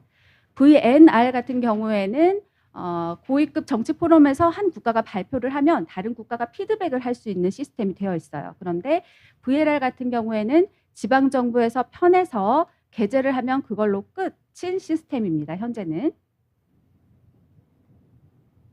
그리고 마지막 문제점으로 지적을 하고 있는 것은 이 계속 얘기가 나오는 누구도 소외되지 않게라는 이 슬로건이 지방정부 보고서에는 크게 반영이 되어 있지 않다는 것입니다. 우리나라에서 VLR을 펴낸 도시 중에 수원시가 세 차례 경험이 있고 가장 구체적으로 내용을 작성을 하고 있는데요.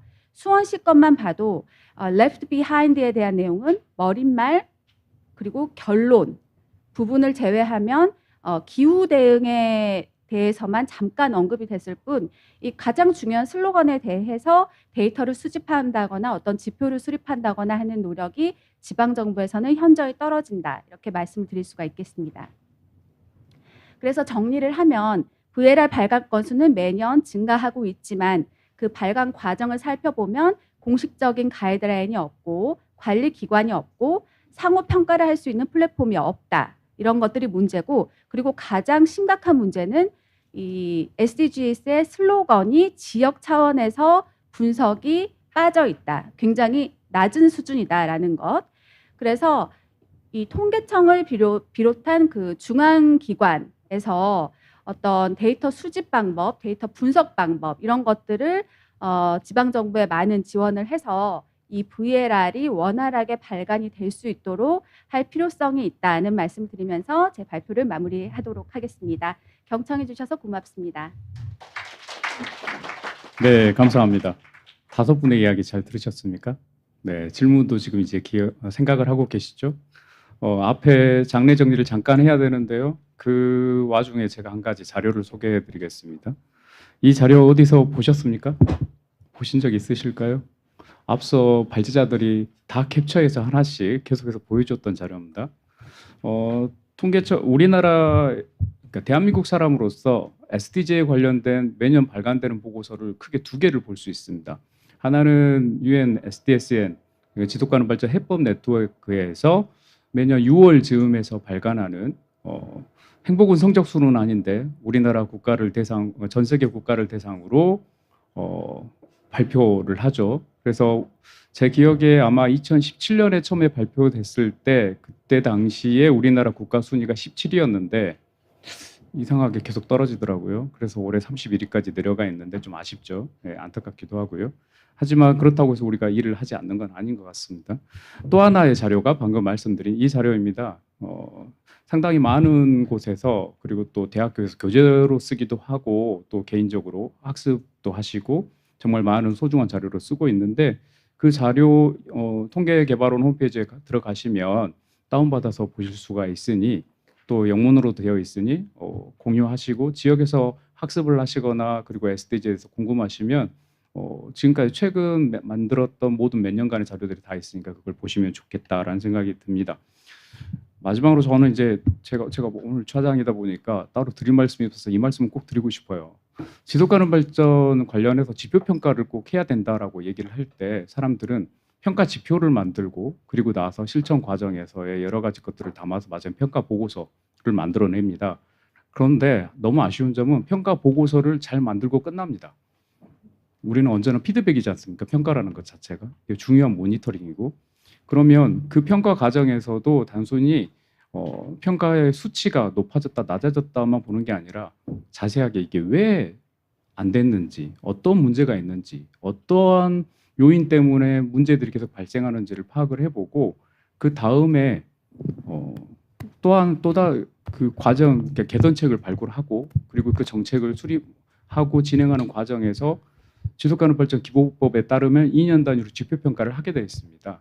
그런 내용들을 담아서 계속해서 피드백을 해 나가는 과정으로 삼으셨으면 좋겠다. 그 과정에서 데이터가 중요하다라고 다시 한번 말씀드리고 앞으로 다 나와 주십시오. 방금 발표하셨던 5분 나와 주시고 또 온라인에서 방금 유튜브 댓글로 또 질문도 올라와 있습니다. 그걸 가지고 함께 질의응답 시간을 간단히 가져보겠습니다. 저희가 5시 반까지 끝내야 되는데 세상에나 지금 3분 남았습니다.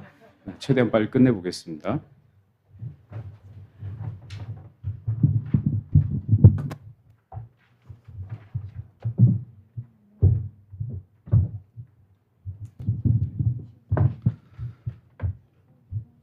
네, 지금 먼저 그 유튜브 댓글로 이 질문이 있는데요. 이건 먼저 한번 이야기 듣고 또 혹시 플로어에서 한 분 또는 2분이 질문이 있으시면 그 질문까지 들어보고 그리고 나서 우리 한번 돌아가면서 짧게 답변을 해드리고 마치도록 하겠습니다.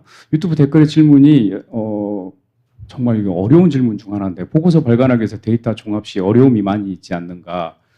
지역 특성을 고려해서 특성에 맞는 지표만 추진하니? 라는 질문이 있습니다. 이게 사실 2가지 관점인데 하나는 지자체를 종합적으로 그러니까 전국에 있는 지자체를 종합적으로 보는 관점에서 통일된 지표가 필요하다는 의견들이 있으시고요. 또 지역에서는 우리 지역에 특화된 지표가 필요하다라는 의견들도 다양하게 나옵니다. 여기에 대한 생각들을 조금 있다가 여기에서 5분께서 생각이 있으시면 답변을 좀 해주시고요. 자, 플로어에서 혹시 질문이 있으시면 손을 좀 들어주십시오. 아, 네, 저기 어디 계실까요?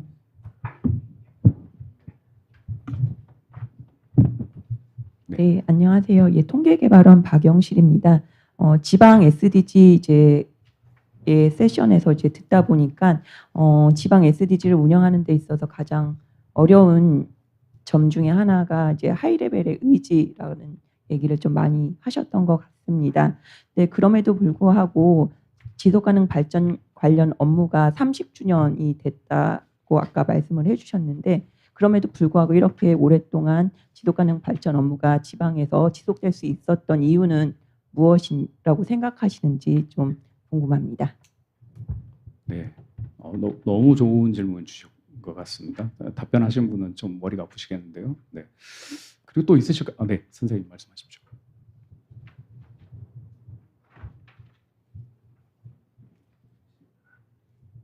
예, 저는 서울연구원의 김고은 그 연구위원님한테 질문을 드리고 싶은데요. 아까 설명 중에 남북 관계 부분에 대한 부분들이 있었는데 그 부분을 삭제를 했다고 해요. 물론 국내적인 여러 사정들이 있지만은 혹시 연구원에서 남북 관계 부분들을 혹시 삭제한 이유라든지 그런 부분들 왜냐하면은 그리고 제가 제대로 듣지 못해서 그러는데 언제부터 그 결정을 한 건지 이런 부분들이 차후에 SDG 16개 항에 있어가지고 중요한 그래 시사점을 던져줄 수 있는 내용이 될 수 있기 때문에 그 부분을 조금 더 보충적으로 말씀해 주시면 고맙겠습니다. 네, 감사합니다. 또 질문이 있으십니까? 마지막으로 한 분만 더 있으면 받고 아니면 안 받겠습니다. 감사합니다.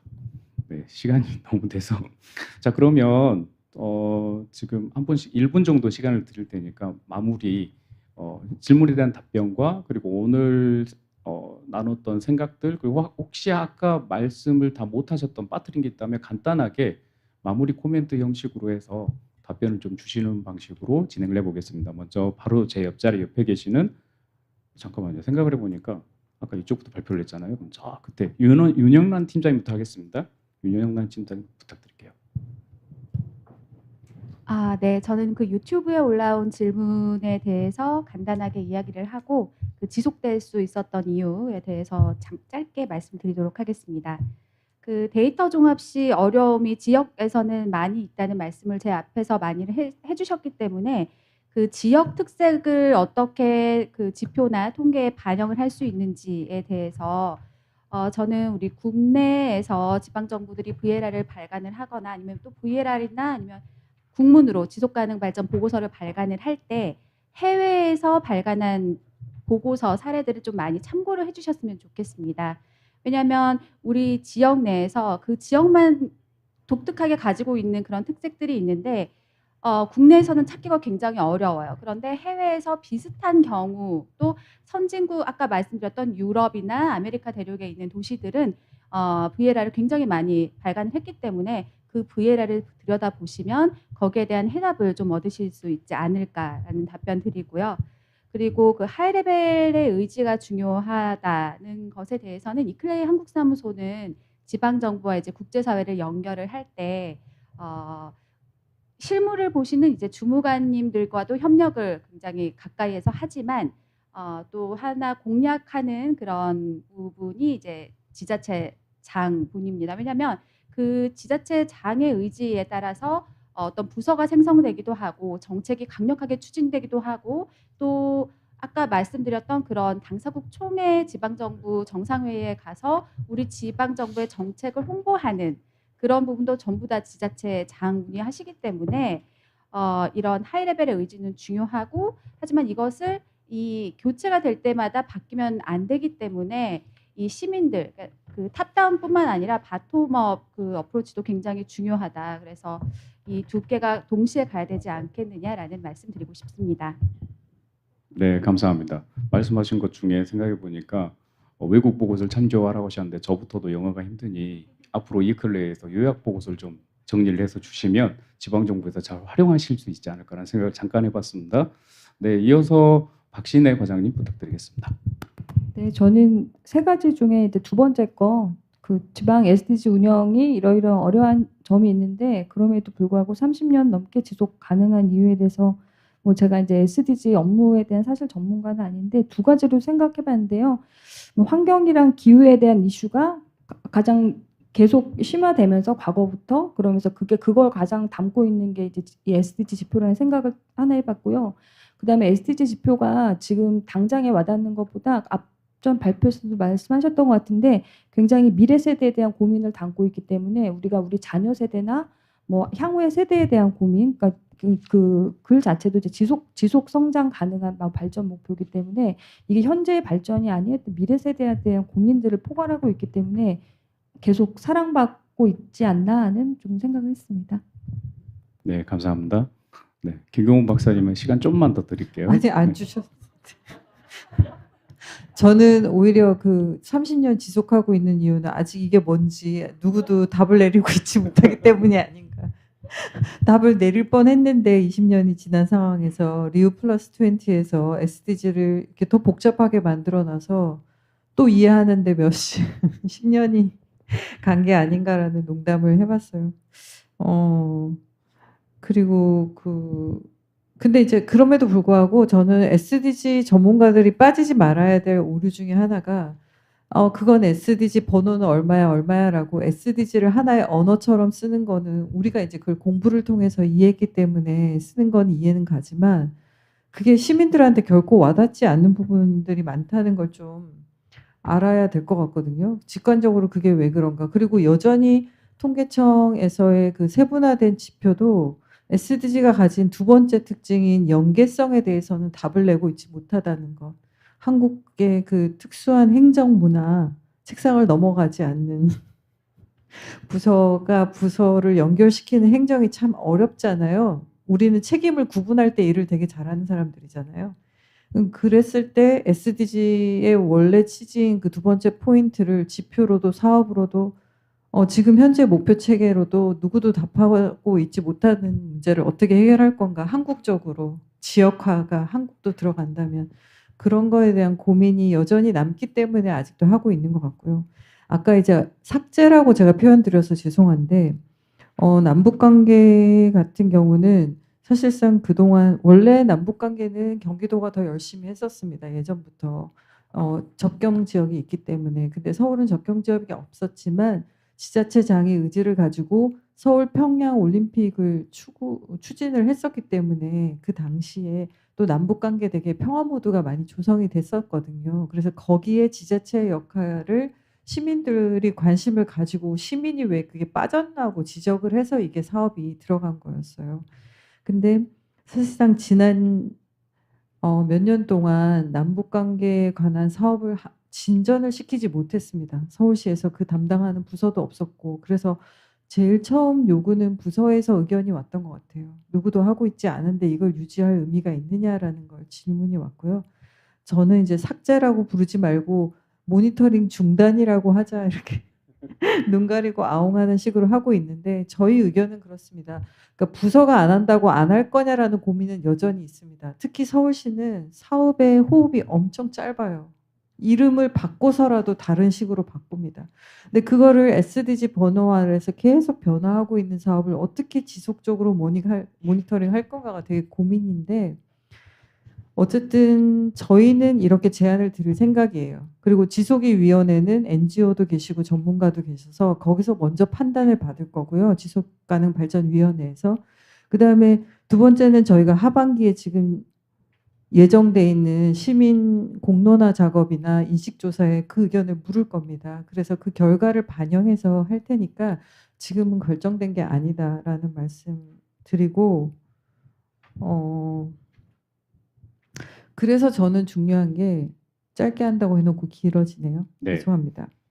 한 가지 더는 행정만 지표와 사업을 관리해서는 안 되는 이유가 여기 있다고 생각합니다. 그래서 예전부터 저는 지표의 주인을 찾아서라는 세미나 시리즈를 기획한 적이 있었는데 몇 개의 지표는 정말 민간이 관리해야 된다고 생각하거든요. 지속적으로. 특히 8번, 9번 같은 기업이 하는 역할에 대한 거는 일자리, 아까 성별 격차 이런 부분은 지속가능 기업 협의회 이런 데서 다 맡아주셔야 된다고 생각해요. 그리고 자연 생태 관련된 거라든지 그런 것도 몇 개는 민간에서 가져가서 관리해야지 오히려 더 지속 가능하지 않는가라는 생각이 드는데 주인들이 찾아지지가 않아가지고 못 맡겼어요. 그래서 계속 찾으려고 노력할 겁니다. 이상입니다. 네, 감사합니다. 그럼 이어서 조상현 팀장님, 네, 마무리 말씀 부탁드리겠습니다. 제가 이 업무를 맡은 지 이제 2달 조금 지났는데 여기 답변을 드리는 게 맞는지는 잘 모르겠습니다.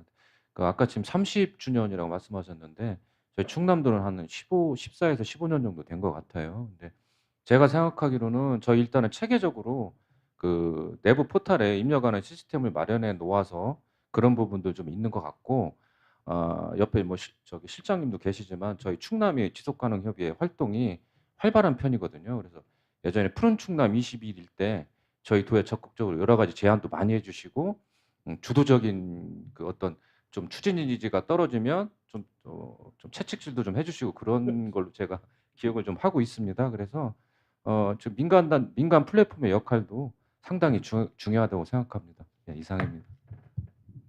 짧게 해주셔서 감사합니다. 네, 마지막으로 그러면 전국 지속가능 발전 협의회 우리 박훈 협력실장님 부탁드리겠습니다. 네, 고맙습니다. 아까 이제 좀 저희가 유튜브 아까 보니까 지금도 유튜브에 한 80분 정도가 유튜브를 같이 보고 계신데 왜 이렇게 좀 완곡하게 얘기하냐는 항의의 메시지가 엄청 많이 왔습니다. 일단 그 30주년 관련된 부분 말씀드리면 3가지 딱인데 첫 번째는 정부의 강력한 의지가 있었죠. 바로 대통령 지속가능 발전 비서관을 만들고 환경부에서 강력하게 이 업무를 추진했습니다. 뭐 아프리카, 남아프리카 이런 뭐 지속가능 발전 워크숍 하면 한국에서 참가단 200명씩 갔습니다. 부처 공무원들 해가지고.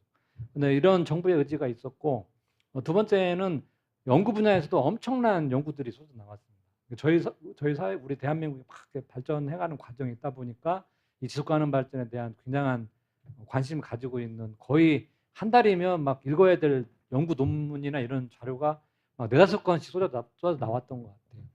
이런 좀 부분이 있었고, 세 번째는 아까 그 팀장님 말씀하신 행정에만 정책 기반을 두지 않고 민간 협의체로 같이 가는 지역 지속협이라는 조직들을 만들어서 같이 운영해 갔기 때문에 그 정책의 흐름들이 지역에서 끊기지 않고 계속 이어가고 있는데, 지금 30년을 이어온 이 흐름이 지금 다 끊기게 생겼습니다.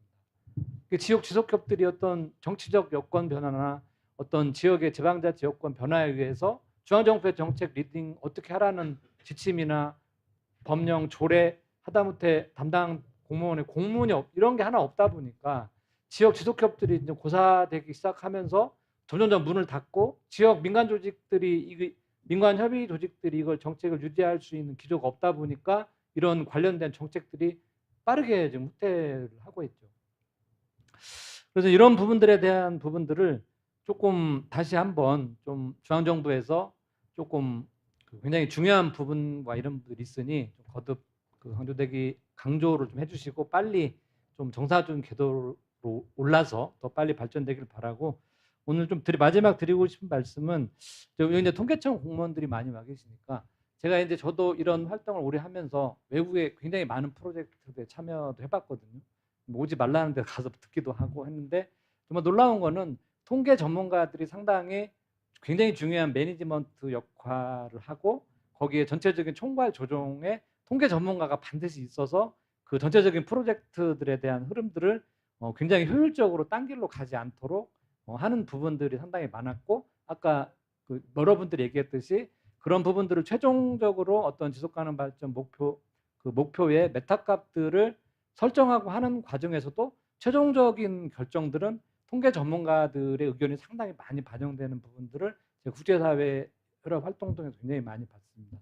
그래서 오늘 이제 여러 차례 거쳐서 내려오고 있는 포럼을 통해서 올해 이제 이런 포럼들이 있었으니 하반기 또 내년 포럼이 있기까지 여러 주체들의 좀 주도적인 노력을 통해서 또 통계청에서도 이런 관련된 흐름들에 조금 15대 85에서 85에 좀 가면 굉장히 어려운 게 우리 사회잖아요. 그래서 좀 더 주도적인 역할과 또 지방에서 좀 이 업무 관련된 부분들에 대해서 뭐 나와 관련이 없거나 아니면 내가 굳이 그런 것까지 이렇게 하지 마시고 또 적극적인 관심을 가지고 또 지역 지속협업들이라든지 관심 있는 지방 정부들과 함께 좀 좋은 사례를 많이 만들었으면 좋겠습니다. 고맙습니다. 네, 감사합니다. 네, 지금까지 세션 2를 통해서 지방에서 SDG 정책을 구현하는데 데이터를 중심으로 어떠한 고충이 있고 앞으로 어떻게 해결하면 좋겠는지 다양한 의견들을 들어보는 시간 가졌습니다. 사실은 이 시간이 좀 더 길었다면 정말 많은 이야기들 더 나눌 수 있을 건데 다들 이제 가셔야 되잖아요. 네. 그래서 너무 안타까운데요. 그래도 이어서 다음에 또 자리를 만들어서 여러 자리에서 또 이야기를 나눌 시간을 가졌으면 좋겠습니다. 이상으로 세션이 진행을 마치도록 하겠습니다. 모두들 끝까지 남아주셔서 감사합니다.